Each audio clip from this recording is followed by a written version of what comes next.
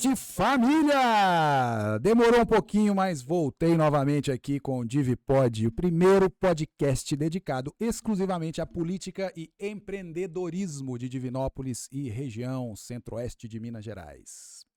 Hoje estou aqui com uma lenda viva da política da região, da política de Divinópolis. Uma pessoa que com certeza vocês que de alguma forma acompanham a política mais do que já ouviram falar. E ele vai contar um pouco da história dele e da política de Divinópolis, que ele vive e respira há mais de 30 anos. Marquinhos Clementino, meu amigo, que satisfação de ter você por aqui. A satisfação é minha, Daniel. Eu te confesso que estava aguardando ansiosamente esse nosso encontro, né? Desde a primeira vez que nós comentamos a respeito. Esse podcast seu que é muito celebrado em Divinópolis, né? Como você mesmo disse, podcast focado em empreendedorismo e a questão política, né? São dois temas muito peculiares e muito falados em Divinópolis e a gente precisa trabalhá-los um pouco mais. Fico muito feliz de estar aqui com você nessa noite. Cara, é uma satisfação, um prazer pessoal ter uma pessoa do seu gabarito aqui para poder bater um papo com a gente. Afinal de contas, se eu posso, você pode. Se nós pode, DivPod. DivPod. Com certeza. É isso aí. Marquinhos, mas me conta, me fala um pouquinho da sua história, não necessariamente da política ainda, mas você é daqui de Divinópolis mesmo? Me fala um pouquinho aí sobre como é que começou essa sua trajetória aí como uma pessoa que impacta a vida de outras. Me fala um pouquinho aí sobre as suas origens. Olha, eu tenho muito orgulho e eu gosto de comentar às vezes. Eu sou de Santo Antônio dos Campos, Ermida, né? Ermida. E Ermida, quando eu era pequeno, a gente tinha assim até uma certa dificuldade para vir em Divinópolis, porque não era asfaltada a estrada. E eu digo que Divinópolis terminava no Mato Grosso ali, ó. Né? Você vê que o Colégio São Francisco lá na frente, onde hoje é a Polícia Civil, aí ficava longe, né? E depois construíram o Liverpool lá em cima. Então, onde terminava Divinópolis, de fato, e Ermida era do cemitério para baixo, praticamente. Então, era muito longe. Então, a gente era difícil vir a Cara, Ermida é bom Divinópolis. demais. Eu já fiz muita cavalgada ali por Ermida, parei ali no Mandrake para tomar umas. E a gente deixava os cavalos amarrados ali assim naquela parte assim que ficam as árvores ali, né? Uhum. Mas gosto muito de Ermida. Ali é o rumo da roça pra gente que vai ali pro lado do Mutirão, exatamente. Aqui a região ali, a gente, como dizer, eu sou dali, a gente conhece praticamente quase tudo.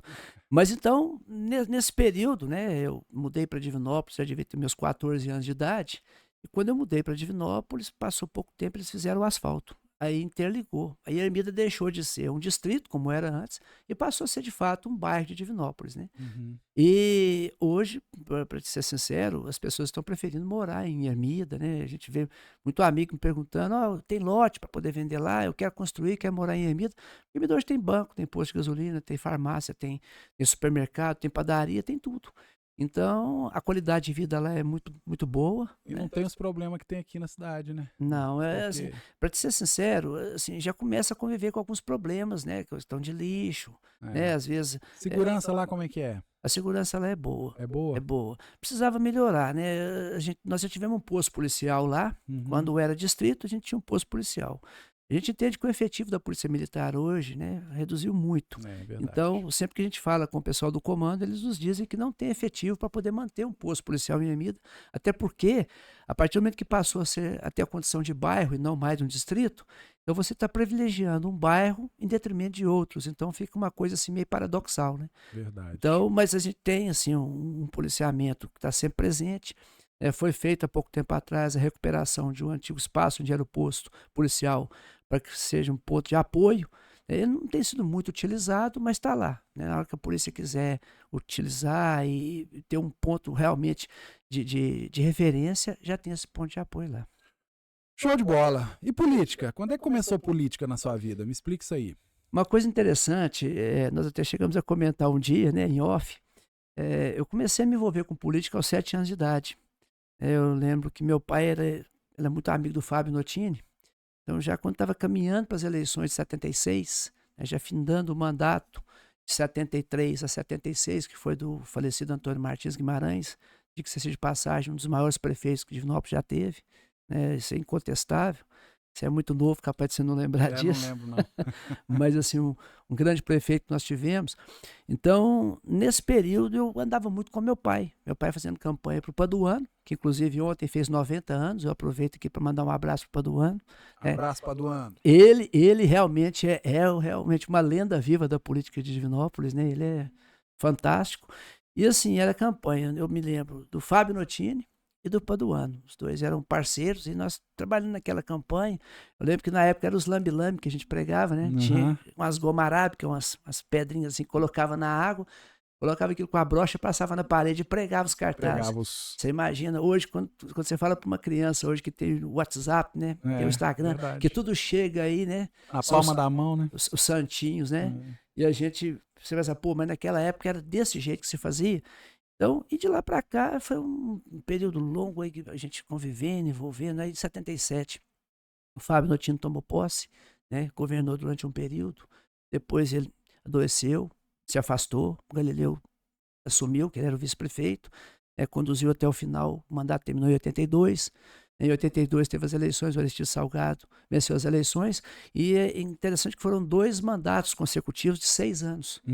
Foi de 77 a 82, o mandato do Fábio, depois o Galileu, e de 83 a 88 o Aristides Salgado. Em 88 o Galileu foi reeleito prefeito, né, para um mandato, para o segundo mandato. Foi de 89 a 92. Em 92 o Aristides foi eleito, então teve essa alternância, Galileu, Aristides, Galileu. E aí em 96, o Domingos Sávio, por quem você tem um apreço muito grande, a gente sabe tio disso. Sávio. Né? Grande abraço, tio Sávio. Ele é uma pessoa que, eu vou te ser sincero, o povo de Divinópolis precisava valorizar ainda mais. Valorizam muito, mas precisava valorizar ainda mais. Eles não sabem o quanto Divinópolis hoje é refém de emendas parlamentares e o quanto o Domingos tem ajudado a nossa cidade. Eu não tenho os números, mas eu não tenho a menor dúvida de que depois de uma vida inteira dedicada a Divinópolis, ele é de longe o parlamentar que mais colocou dinheiro na cidade. Exatamente. Não, e a questão não é só colocar o dinheiro. A gente tem que analisar outro ponto, Daniel, que você vai concordar comigo.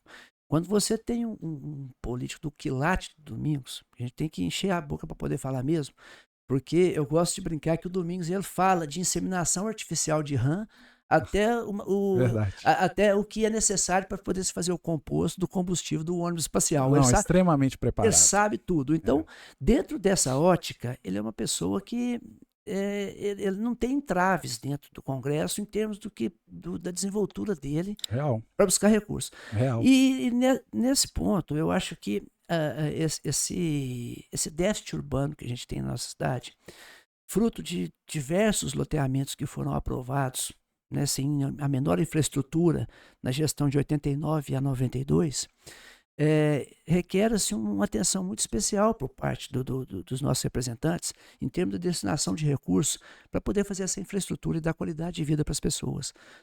Você tem acompanhado já de um bom tempo o que tem sido feito nos bairros de Divinópolis, a pavimentação que tem sido feita. Sim, com certeza. E boa parte do recurso que tem sido destinado vem do Domingos. Então, assim, quando ele foi eleito em 96, tomou posse em 97, e foi prefeito até 2000, né? Ele que vinha da presidência do sindicato, depois da cooperativa, vereador na Câmara, presidente da Câmara.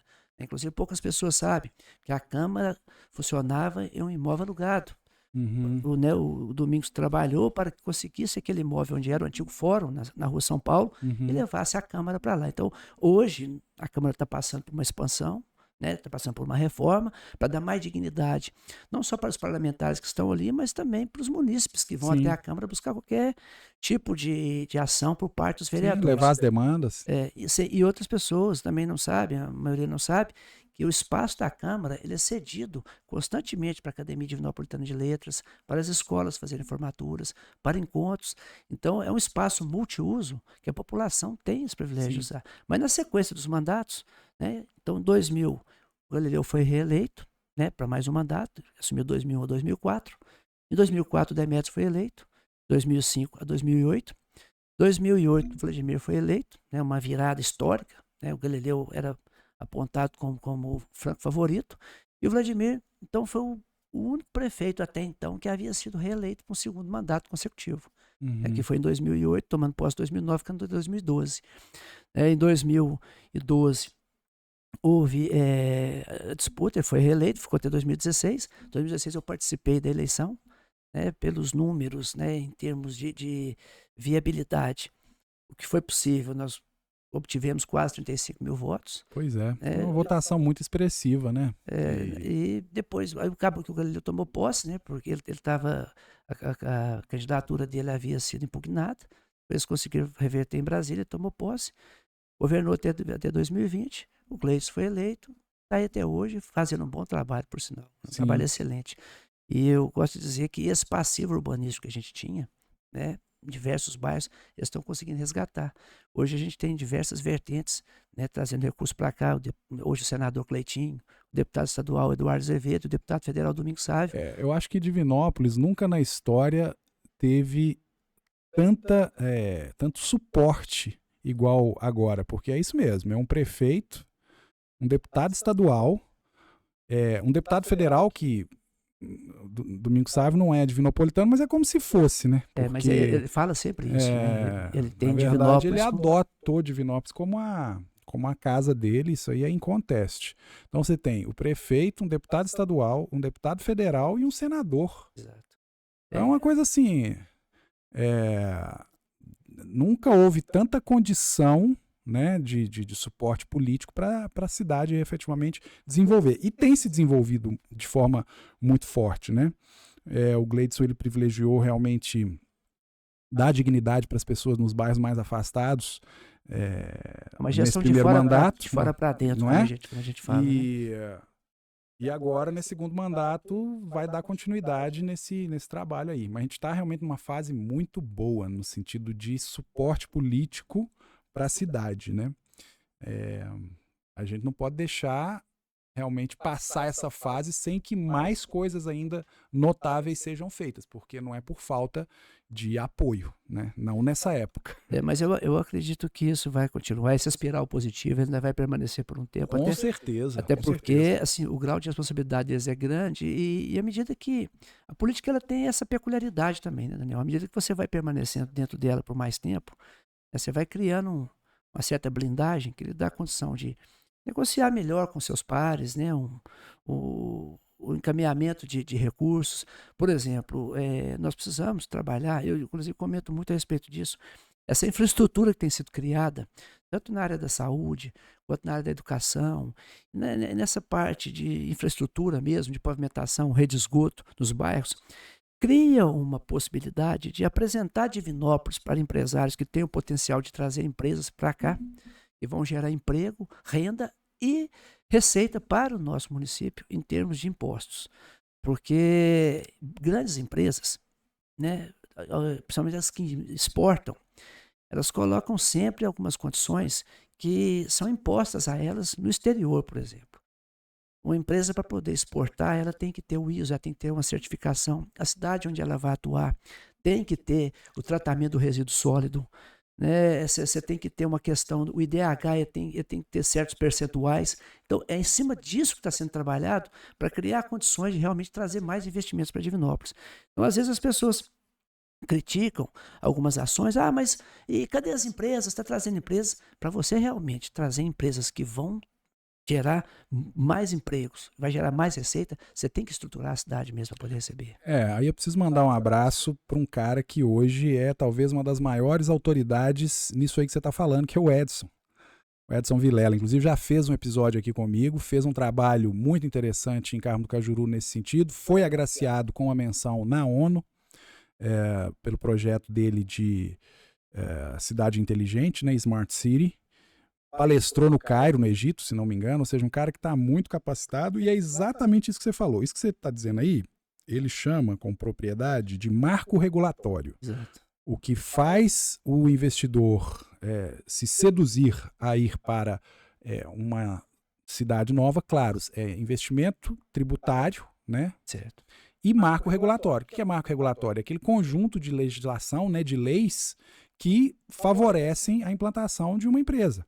É isso que você está falando. É facilidade para poder pegar certificações de exportação, uma máquina burocrática mais enxuta possível, ou seja, ser rápido de resolver os problemas que toda empresa precisa quando vai fazer interface com o governo. Então, esse marco regulatório é muito importante. Esse é um dos desafios que eu acho que Divinópolis precisa enfrentar, né? Porque ainda é uma cidade extremamente burocrática e burocratizada, né? A máquina, ela funciona com lentidão, se você comparar com cidades mais evoluídas, né? Tá aí, de repente, uma sugestão para a gente pensar juntos e aí, como eu disse, como a gente está numa época em que apoio político não é o problema, Exato. né? A gente pensar em algo efetivamente nesse sentido. E aí, quem fala a verdade não merece castigo, é só olhar para o que está acontecendo com o que aconteceu na gestão do Edson em Carmo do Cajuru. Entendeu?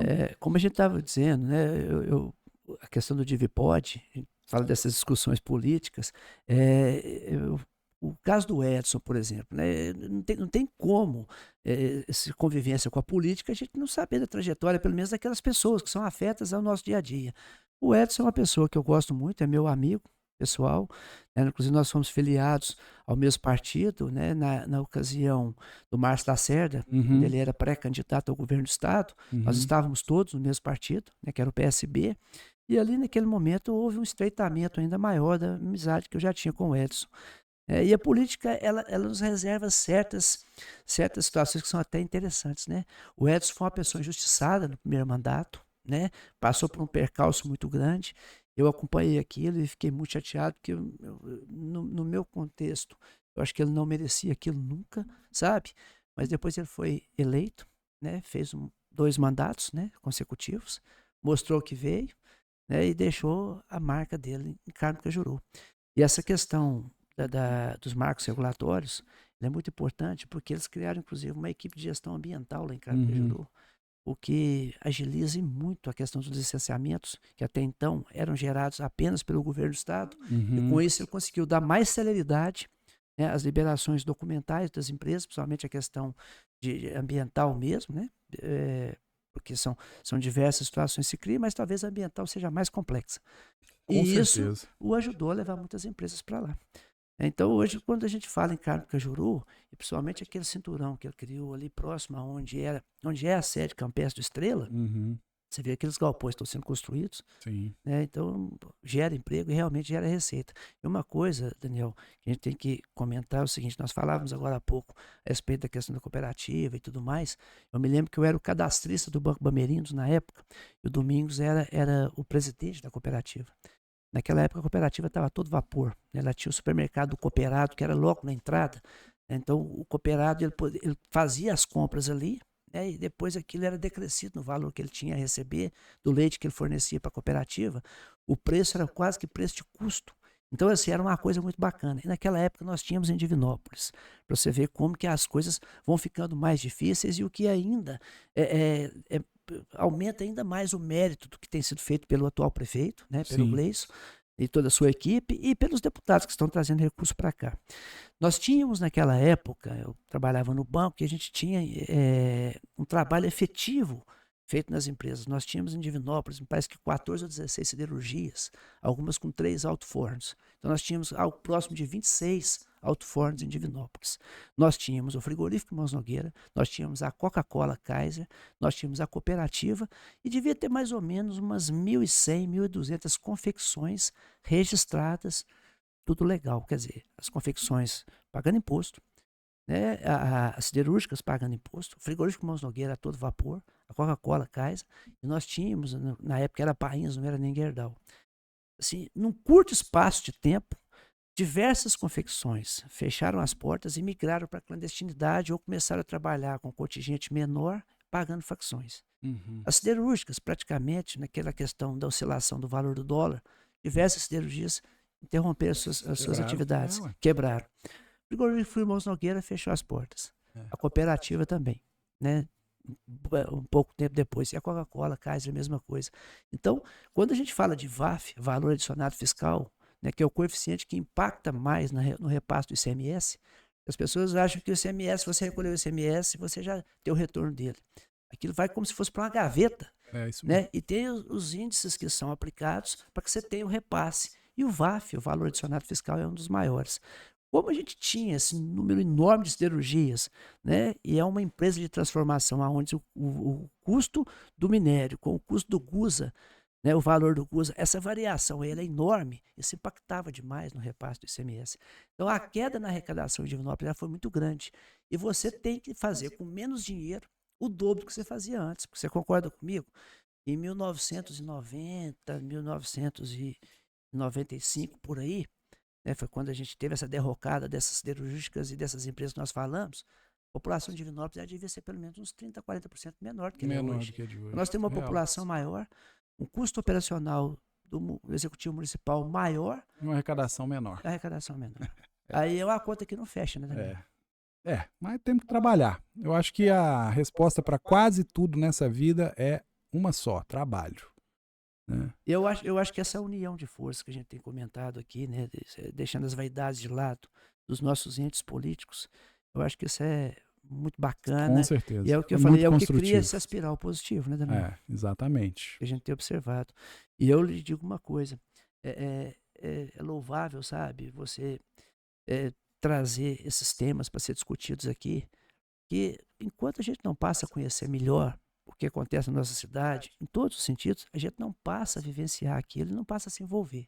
Então é gostoso falar de política, mas da boa política, como a gente está falando aqui agora. Exatamente. De uma forma construtiva, de uma forma propositiva, não é isso? Trazendo sugestões de melhorias, né? Sem o menor receio de falar o que precisa ser falado, né? Enfim. Mas vamos lá, nós falamos do passado, falamos do presente e o futuro, Marquinho. Me fala aí, você, o que você pensa na sua trajetória para o futuro? Quais são os seus planos dentro da política, se você quiser falar, ou fora? Fica à vontade. Na verdade, uma coisa que a gente aprende, né, conversando com as pessoas mais velhas, igual vou fazer 58 anos agora em abril. Tá muito novo ainda. Ainda tem. A expectativa de vida agora é 80 anos. Pois né? ué. Então, quer dizer, eu ainda tenho um pouquinho de lenha para queimar ainda. Mas o Paduano sempre falava, meu pai endossava o seguinte, e a gente ouve falar isso muito: os amigos te colocam na política, e os inimigos não deixam você sair. Não deixa, é verdade. Então é um negócio complicado. E a gente, ainda que não esteja totalmente envolvido, né, dentro de um processo eleitoral, a gente acaba que meio que nos bastidores também participa. Hoje eu estou como chefe de gabinete do vereador Wesley Jarbas, né? Recentemente você o entrevistou aqui. Sim. Que seja de passagem, uma entrevista muito bacana, um bate-papo. Ele é sensacional. Um abraço, Wesley. Inclusive, gente, não sei se vocês sabem, o Wesley é um excelente cantor e tocador de violão. E eu vou fazer uns barulhos com ele, viu? Porque outro dia, eu até publiquei isso lá nas minhas redes sociais. Véspera do Dia Internacional das Mulheres. A gente até gravou uma música junto lá e publicou e teve uma repercussão bem interessante. Abraço, Wesley. Tamo junto, irmão. E não te interrompendo, mas eu achei que esses dois fizeram uma dupla bacana, viu? Eu acho que, inclusive, eu não sei se você já falou aqui, mas o Daniel é compositor também, ia ter muita música já. Tem umas musiquinhas. Não, aqui eu nunca falei sobre isso. Vai dar muito certo.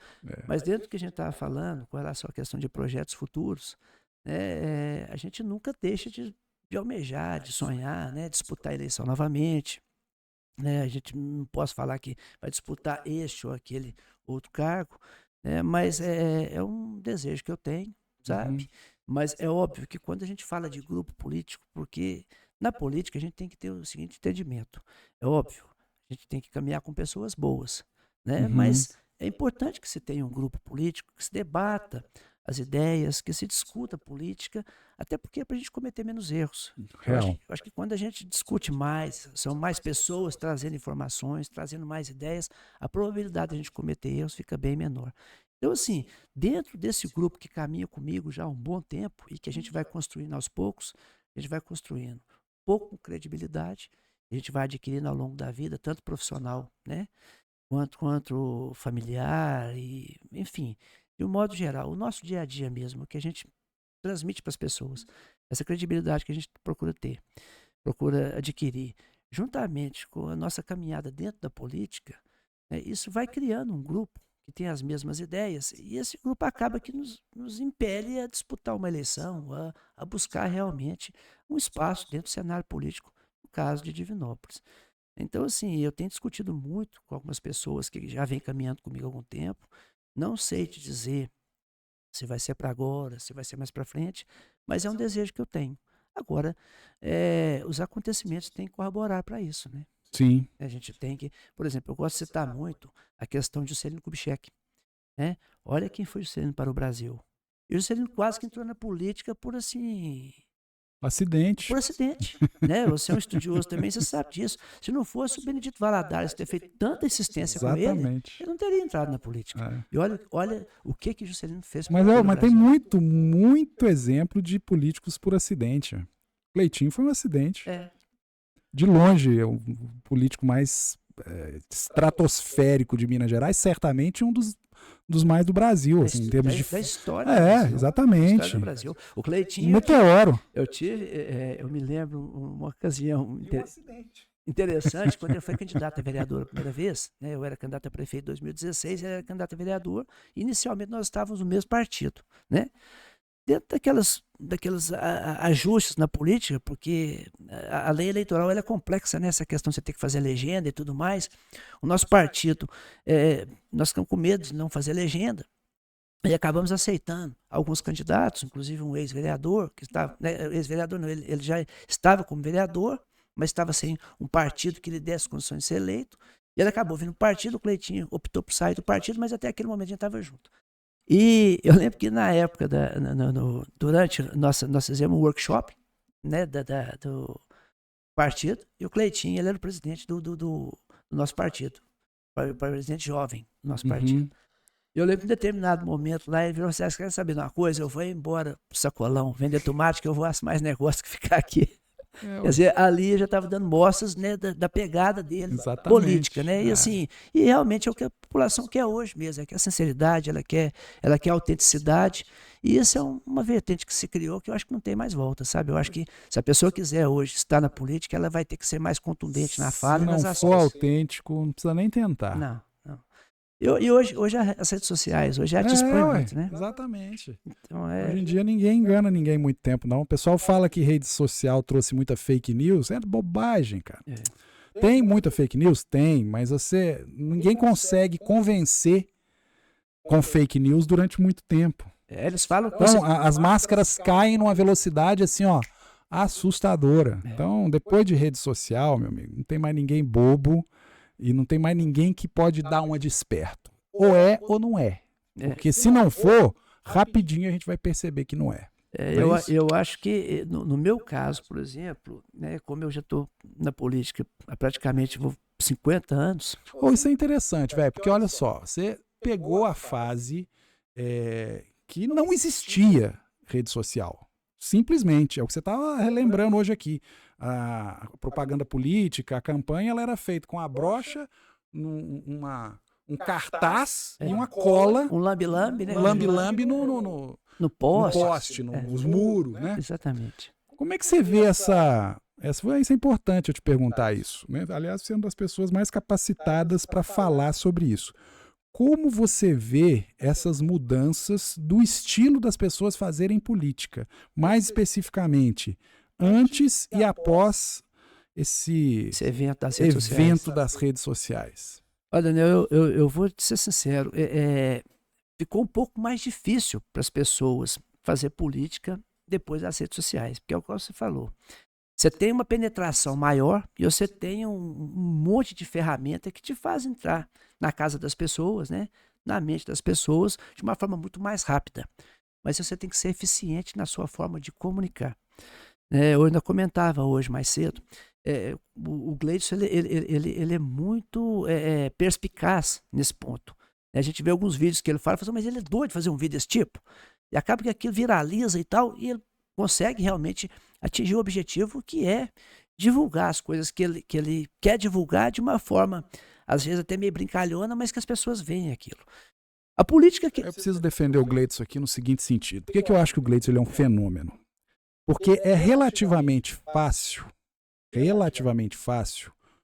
o caboclo do legislativo, que basicamente é pedra, não é vidraça, porque parlamentar, vereador, deputado, é só pedra, não é vidraça. É relativamente fácil você fazer vídeos que impactam. Agora, o que o Gleidson faz com a maestria que eu nunca vi na história de ninguém no Poder Executivo? ele usa esses vídeos de uma forma extremamente inteligente, mostrando o que ele fez. Que é muito mais difícil do que você identificar um problema, ir lá e atacar e jogar pedra. Entendeu? Então, eu acho que nesse ponto ele cria uma conexão. E tá aí, os números mostram, né? Você sabe, ainda mais em Divinópolis, como que é difícil alguém ser reeleito, né? Você sabe o parto que é isso. Na verdade, ele é o Agora, segundo vereador, o segundo prefeito que conseguiu um segundo mandato consecutivo. E qual a maior votação da história da cidade para um prefeito? Mais de 70% de voto. Entendeu? Então, que não é pouca coisa, né? Porra, entendeu? Então eu acho que esse cara ele é muito fenomenal. Quero mandar um abração pra ele hoje. Não é porque hoje é meu patrão lá no CISV, não, mas você sabe que eu sou seu fã, cara. Você é completamente fora da curva. E a gente aprende muito com você diariamente.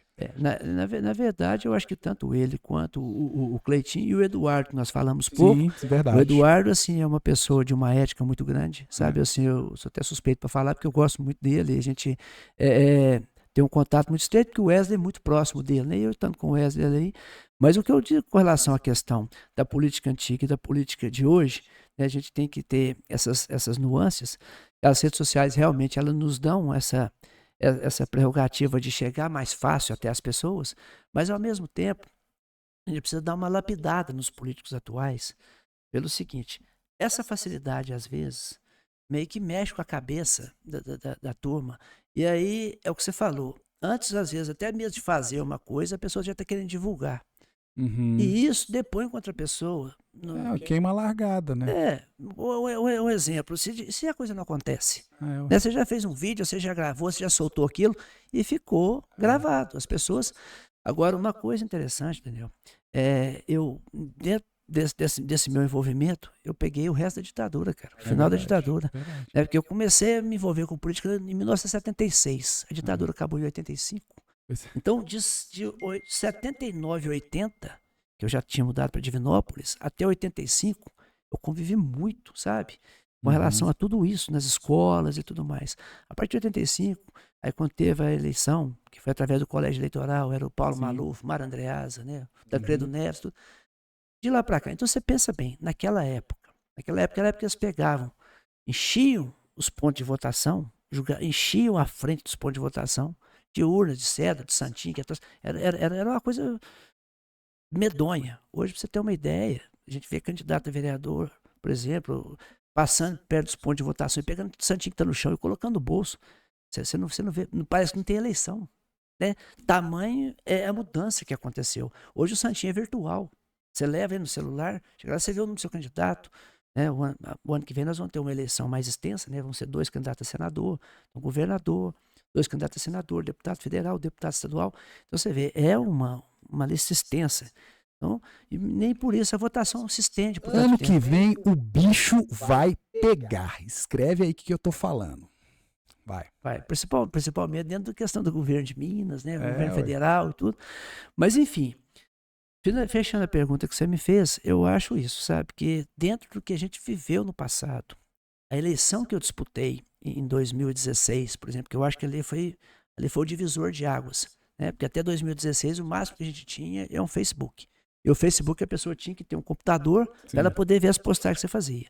Hoje a interface do celular te dá tudo em tempo real. Então você tem no celular hoje tudo que a gente não tinha. Então de 2018 para cá, e eu posso dizer que o precursor disso, a gente pode colocar o Trump como precursor disso, porque lá as redes sociais foram muito utilizadas e lá ele realmente conseguiu fazer diferença. E no efeito cascata veio para o Brasil. Então, e é como eu disse, isso é uma vertente que não tem mais volta, né? Isso vai continuar assim. Então é importante que a gente venha se adaptar a isso. É o que eu tenho procurado fazer. Pegar o que eu vivi no passado, né, o acúmulo de conhecimento que eu obtive com esse passar de prefeito, de vereadores. Né? A gente via uma Câmara, por exemplo, que antigamente se debatia muito. Hoje em dia, às vezes, o debate ele acontece nas redes sociais e não lá no plenário. É um negócio bastante atípico. Né? Mas, enfim, dentro dessa evolução que a política viveu, dentro dessa informatização que nós passamos a ter, a gente tem que se adequar também. E é o que eu tenho procurado fazer, sabe? Eu acho que eu falo que eu mais o Wesley, eu tenho idade para ser pai do Wesley, mas eu aprendo um pouco com ele aprende um pouco comigo, e a gente tem essa parceria por Não, a isso gente aprende mais com quem é mais jovem. que a gente dá certo. Eu, principalmente, faço questão de estar sempre conectado com a molecada. Não fico dando, porque eu já tô... Mas você é jovem, Não sou não. Você, Quantos anos você acha que eu tenho? ué, você deve ter o quê? Uns 30 e poucos anos? 30 e... É porque você é muito gente boa. Nada, velho. Tô velho já. Mais de 40, bem mais. Não, mas você rodou estradas Eu faço asfaltadas. 50 anos esse ano, velho. 50 anos? 50 Não anos. parece. 49. Não parece. Eu nunca imaginei que eu ia falar isso em voz alta, assim, principalmente gravando, né?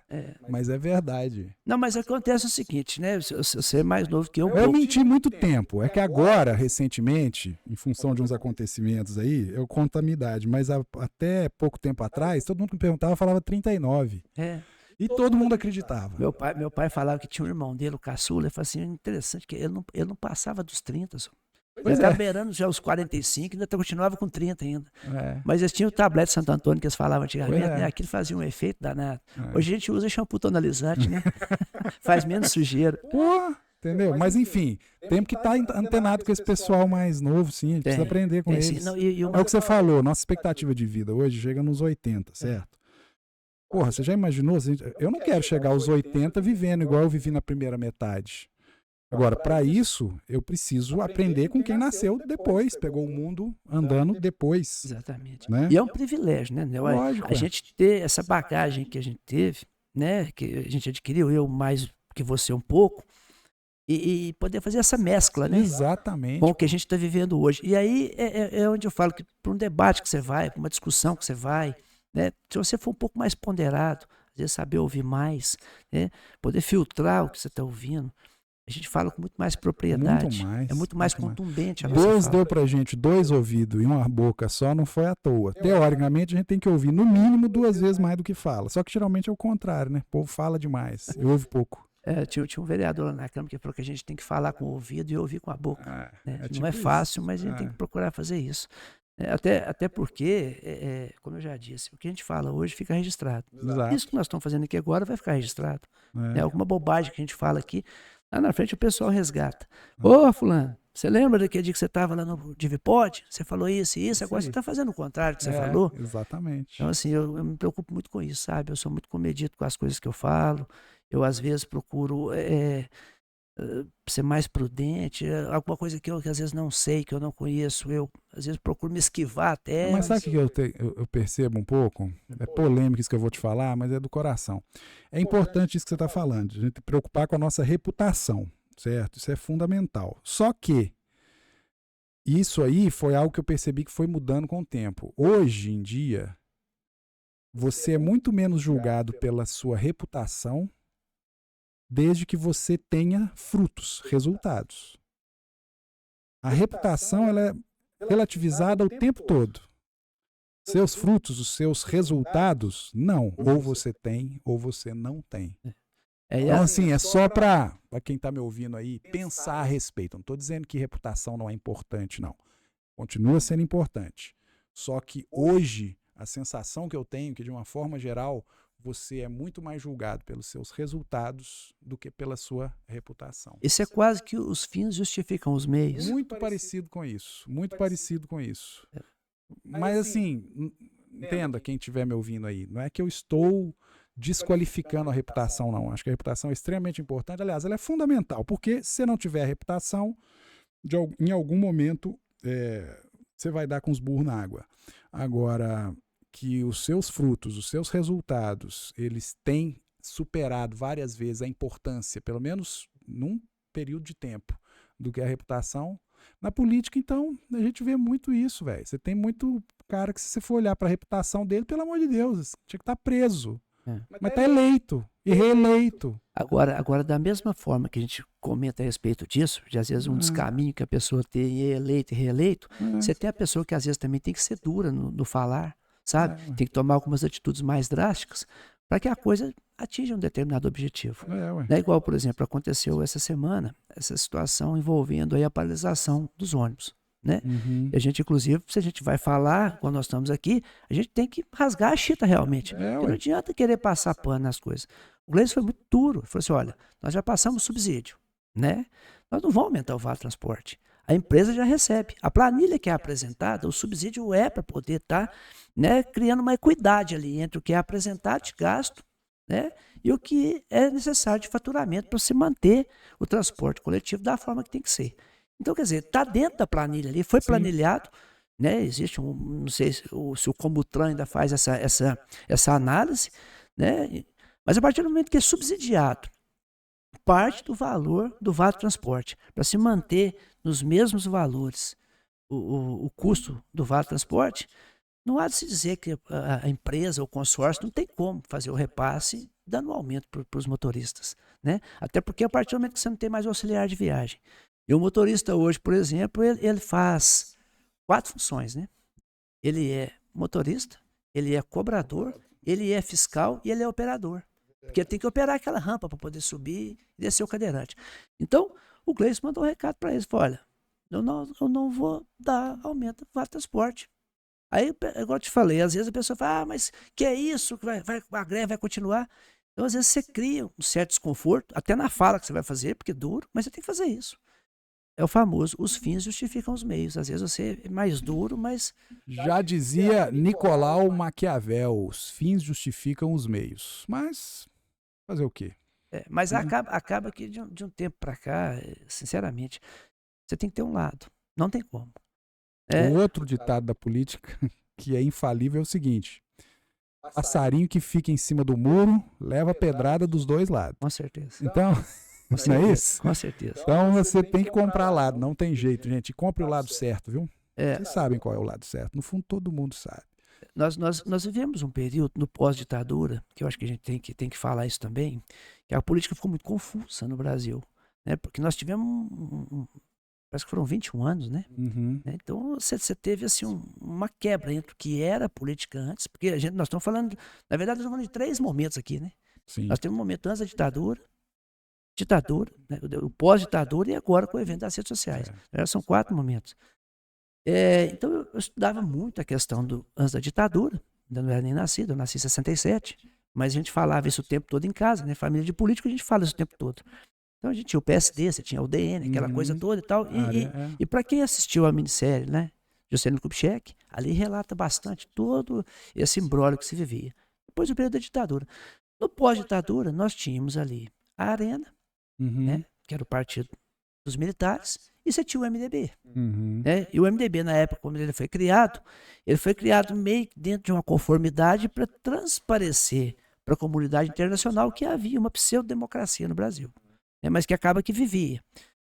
Você tinha as eleições e tudo mais.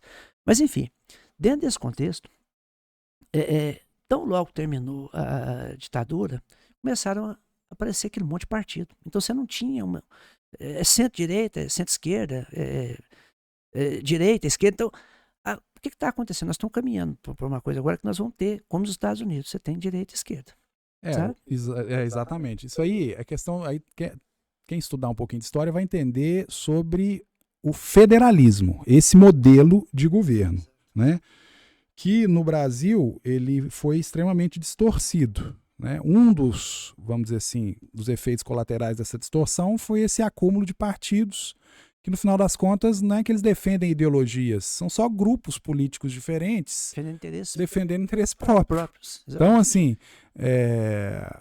uma dos efeitos colaterais indesejados do federalismo como ele foi concebido no Brasil. Você está falando dos Estados Unidos, ali você tem um federalismo que ele é muito mais inteligente. Primeiro, ele tem um mínimo de concentração de poder central. Exato. Você tem uma autonomia para os estados da federação, por isso que se chama federalismo, para governar. Nos Estados Unidos você tem estado que tem pena de morte e estado que não tem pena de morte. Existe essa divergência lá. Né? Então você tem o poder central com um mínimo de intervencionismo, mas nas questões só de extrema relevância, extrema importância, e você tem o poder diluído e descentralizado nos estados da federação. Esse é o federalismo genuíno.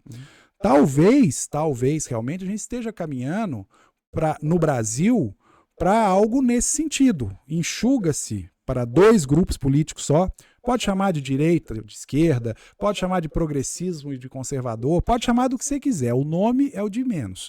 Você vai ter dois grupos políticos antagônicos, né? Então, talvez a partir daí a gente sim rume para um federalismo mais genuíno, mais na linha dos Estados Unidos. Porque, claro, você sempre vai existir na política quem está trabalhando em benefício próprio e não em benefício de alguma corrente ideológica. Mas, quando você tem só duas, você concorda que é bem mais difícil disso acontecer? Exato. Então, eu acho que a gente está arrumando para esse modelo, sim. E, aliás, torço muito para que isso aconteça. Eu acho que a questão das redes sociais, ela vem ajudar muito nisso também, pelo seguinte, aquela reforma político-partidária, quando criou-se aquelas cláusulas de barreira, né, a tendência era que houvesse realmente um ajuste entre partidos, né, uma redução no número de partidos, que isso aí é interessantíssimo, porque você começa a ter candidatos com maior conhecimento, com uma qualidade melhor, né? Eu acho que dentro de uma democracia, todo mundo tem que ter direitos iguais realmente. Eu quero me candidatar, mas a gente tem que entender o que você vai oferecer para a sociedade em termos de conhecimento dentro de uma legislatura ou dentro de um mandato executivo. Você tem que ter um conhecimento. A partir do momento que você vai reduzindo o número de partidos, você começa, de uma certa forma, a filtrar pessoas que às vezes não têm competência ou que às vezes não têm nem ética ou que não poderiam estar na vida pública, né? Eu lembro que quando começou a questão da cláusula de barreira, né, para a questão da redução dos partidos, aí depois caiu a cláusula, depois tentaram voltar, e agora eu estou vendo, por exemplo, a gente está vendo alardear aí a possibilidade da fusão de dois partidos muito grandes no Brasil. A gente pode até comentar aqui, a gente vai comentar muito a respeito do MDB e o PSDB. Quer dizer, o PSDB, ele saiu do MDB, né? Agora está na iminência de fazer a junção novamente. Mas se não fizer, morre também. Entendeu? Então, assim, os dois. Mas aí, não, o MDB até que não, mas o PSDB é a única chance que ele tem de sobreviver. Ué. Acabou a partida. Exatamente. Então você vê, nós estamos tendo o reverso do que nós tivemos lá atrás. Sim. Né? Quando teve aquele pluripartidarismo. Agora a gente começa a ver, então, aí você começa a caminhar para um sistema, como você já disse, que ele parece ser mais ajustado com o que nós estamos vivendo hoje, realmente, sabe? Mas é isso aí, né? Eu acho que, dentro do contexto geral, nossa política evoluiu muito. A política de Divinópolis nem se fala, né? Hoje, por exemplo, a gente é respeitado Brasil afora, o Cleitinho fez isso. Né? Como eu falei e repito, na minha visão, o político mais estratosférico, mais fenomenal, mais disruptivo, com certeza de Divinópolis. Eu sou fã do Nicolas, mas o Cleitinho ele tem uma grande vantagem, que é o seguinte, que ele é genuinamente do povo. Então, assim, ninguém vai poder dizer que é a elite que está no poder. Não. O Cleitinho, ele é um cara 100% povo. Só que ele tem uma penetração que é completamente absurda. É um negócio completamente fora da curva. As pessoas se identificam. As pessoas se identificam com ele, desde o povão até o pessoal de classe A, B, exatamente. Entende? Então, assim, ele é muito, muito fenomenal, né? Gosto muito do Nicolas também, um moleque muito foda. Agora, por que eu ponho o Cleitinho, na minha opinião, como o fenômeno maior da política brasileira e com certeza um dos maiores do Brasil? Primeiro, pela rapidez com que tudo aconteceu. Isso aí, para mim, é a escolha de Deus. Não adianta achar que não é, porque se Deus não põe o dedo, esse tipo de coisa não acontece. Não nessas proporções. E segundo, porque ele genuinamente, por ser um cara genuinamente do povo, que tem penetração em todas as classes sociais, isso faz... O Cleitinho, ele hoje, ele é o único parlamentar que, nos projetos dele, ele tem facilidade para trazer votos da oposição e da situação. Foi o que aconteceu na PEC dele, em que ele colocou a imunidade para IPVA para veículo antigo. Né? Então ele conseguiu, ele tem esse poder de aglutinação. Hoje ele conversa com a galera do Bolsonaro, ele conversa com a galera do Lula. Ele tem esse tipo de independência. Eu não conheço ninguém que tenha o que ele tem nesse nível de naturalidade. Não tem troca de cargo, não tem troca de favor, não tem nada. É só no gogó e na autenticidade que ele consegue essas coisas. E uma coisa, fenômeno, fora da curva. Uma coisa interessante, Daniel, que uma pessoa me falou uma vez e eu realmente falei, gente, eu não tinha analisado por esse ângulo. Que o Cleitinho, ele é aquele político que ele deixou de ser aquele político que fala o que o povo quer ouvir e passou a ser aquele político que fala o que o povo quer falar. É isso aí. Então, o apelo popular ele se torna muito grande porque ele acaba que ele se torna o porta-voz da indignação. Aquelas vontades que as pessoas têm de se expressar, as mudanças que as pessoas querem, ele é o Mas porta-voz. isso aqui é disso. ser genuíno, gente. Eu vou te falar o que o povo quer ouvir, um monte fala. O Lula fala toda hora o que o povo quer ouvir, só que ele fala mentira. Exato. Promete picanha e tá aí o povo na lona. Entendeu? Então, mas era o que o povo queria ouvir na hora da eleição. Então, falar o que o povo quer ouvir, um monte fala. Falar o que o povo quer falar, ele tem que ter esse compromisso com o povo. E não pode ter rabo, né? E não pode ter rabo Que é o preso. importante é isso, né? Você entendeu? Então é isso que é que é o grande diferencial. E assim, o legado do Cleitinho Azevedo, ele é tão grande, é o seguinte, que a molecada, eu vejo vários meninos, aqui de Divinópolis mesmo, André Alves, né, própria Camila Salles, que eu tenho certeza que eles se inspiram nesse grau de autenticidade e eles entenderam esse recado. Você quer realmente se destacar, você vai precisar ser autêntico. Você não vai ter mais espaço para moldar a sua forma de se portar e de falar para agradar um grupo político e se manter, porque o povo não vai mais votar em você, entendeu? Você tocou num ponto interessante. Dentro dessa minha caminhada política, eu vou só citar um fato ocorrido, e a gente, às vezes, quando quer ser autêntico, a gente tem que começar pelo nosso próprio grupo político. É isso aí. Na eleição de 2016, eu lembro que a gente tinha feito um planejamento, um plano de governo, né? E eu, como eu era vereador, né, tinha sido vereador mais votado em 2012, né, o que me animou ainda mais a disputar a eleição para prefeito em 2016. Então eu procurava ser muito coerente com as coisas que eu falava, né? Em termos de discussão, na área de saúde, na área de educação e tudo mais. E eu lembro que em um determinado momento, o Galileu falava, né, que ele ia construir mais 3 UPAs em Divinópolis. Né? Falava que ia fazer uma UPA, parece que no Ipiranga, em outro lugar. E você está hoje na área da saúde, você sabe que não tem como construir mais UPA em Divinópolis, a menos que a prefeitura vá custear toda a despesa. Porque a nossa prefeitura é tipo 3 para ter cidades com até 300 mil habitantes. Nós ainda não temos isso em Divinópolis. Então nós não vamos ter uma outra UPA. Aí uma pessoa chegou perto de mim e falou para mim, aqui, deixa eu te falar, você não vai fazer nenhuma UPA, não? Não tem jeito de fazer UPA. A UPA nossa, expliquei para ele. Falei, Galileu, eu tô falando que vai fazer 3. Eu peguei e falei assim, mas eu não posso mentir pro povo. Não tem como eu fazer mais UPA. Ué. Ele falou assim, mas fala que você vai fazer pelo menos as 2. Eu falei assim, não, então nós não vamos ganhar a eleição. Eu falei, eu perco a eleição, mas eu não vou mentir pro povo. Tá certo. Sabe? E, quer dizer, nós tivemos uma votação expressiva, não tivemos êxito na eleição, né, em decorrência dos acontecimentos e tudo, mas como diria Che Guevara, né? Hei que endurecer sem perder a ternura, né? Hamas. Hei que não ser eleito, mas não vou mentir pro meu povo, né? Eu acho que perder a autenticidade... Hay que endurecer-se, pero sem perder a ternura, jamás. A gente citando Ernesto Che Guevara aqui, hein? Nossa Senhora. É bom que a gente transita por um monte, né, de segmento. Tem que transitar pelo segmento, por todos os segmentos. Meu irmão, seguinte, eu queria... Cara, nós vamos ter que marcar outro. Porque o que acontece? Nesse formato de podcast, passou muito de meia hora, o povo já começa a não dar muita bola e fazer outra coisa, entendeu? Até meia hora, 40 minutos, eles prestam atenção. Aliás, uma aula, hein? Uma aula de política hoje que nos brindou esse rapaz. Eu vou dar uma moral para ele, esse rapaz, né? Muito, muito interessante. Estou extremamente satisfeito com o episódio de hoje, bem impactado, e realmente a gente falou aqui o que precisava falar com a fluência de realmente deixar para a história esse episódio do DivPod, porque realmente a gente falou muito sobre muita coisa relacionada à política, não só de Divinópolis como do Brasil, e que merece ser ouvido por todo mundo que de alguma forma tem afinidade com a política. Está praticamente tudo aqui. Além do que foi falado aqui, algum tipo de desdobramento do que está falado aqui.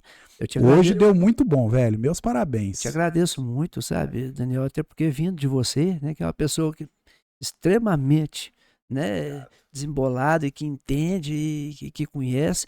E outra coisa, né, as pessoas que têm passado por aqui, né, há pouco tempo atrás nos comentários a respeito do Arthur Saturnino, é um cara que eu admiro demais da conta. Fenômeno. O maior influencer político de Minas Gerais hoje chama-se Arthur Saturnino. Eu acho ele inteligentíssimo, eu acho uma pessoa muito, muito perspicaz, né, a questão da Camila também, né, namorada dele, foi Excelente. candidata a vereadora com a gente. É uma menina muito inteligente, de uma doçura, né? Uma Não, e o pessoa tanto que é inteligente, extremamente bem intencionado. Então, assim, A única candidata a vereadora que já tinha todos os projetos de leis prontos para serem protocolados no primeiro dia de mandato, se tivesse sido não, ela é eleita. diferenciada. Ela é foda. Então, assim, eu gosto que, em vias gerais, né, a disputa das últimas eleições, o nosso partido Republicanos, né, nós fomos contemplados com pessoas muito boas, né? Tanto é que nosso partido foi o que obteve a maior votação na eleição de Divinópolis. Pois é. Então, isso é fruto de um trabalho, inclusive, de criação de um grupo, né, que tem, às vezes pode divergir um pouco ali as ideias, mas que no final acaba converge. Eu te agradeço muito, Daniel, essa oportunidade que você me deu. Eu é que agradeço a você. Vamos marcar outros, entendeu? Depois vamos conversar aqui, vamos pensar em mais pessoas pra gente convidar. E a história é essa, gente. Não tem muito segredo. Se eu posso, você pode. Você pode. Se nós pode. Divi pode. Valeu, família. Até a próxima.